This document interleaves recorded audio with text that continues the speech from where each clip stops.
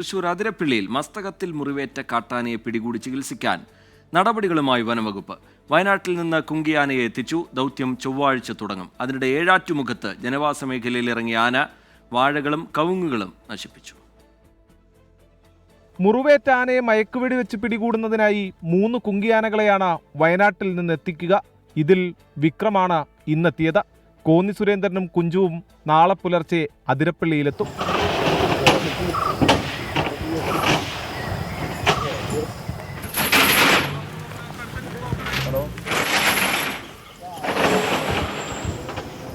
മയക്കുവെടി വെച്ച് പിടികൂടിയ ശേഷം ആനയെ പാർപ്പിക്കുന്നതിനുള്ള കൂടിന്റെ നിർമ്മാണ പ്രവർത്തികൾ ഇന്ന് ആരംഭിക്കും. അരിക്കൊമ്പന് വേണ്ടി കോടനാട് അഭയാരണ്യത്തിൽ നിർമ്മിച്ച കൂടിന്റെ ബലപരിശോധന നടത്തിയ ശേഷം അറ്റകുറ്റപ്പണി നടത്താനാണ് തീരുമാനം.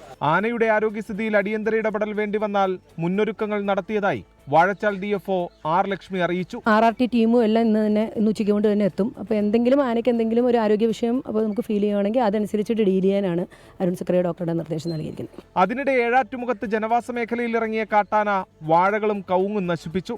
ചാലക്കുടി പുഴയുടെ തുരുത്തിലേക്ക് നീങ്ങിയ ആന വനം വകുപ്പിന്റെ നിരീക്ഷണത്തിലാണ്. 24 ചാലക്കുടി.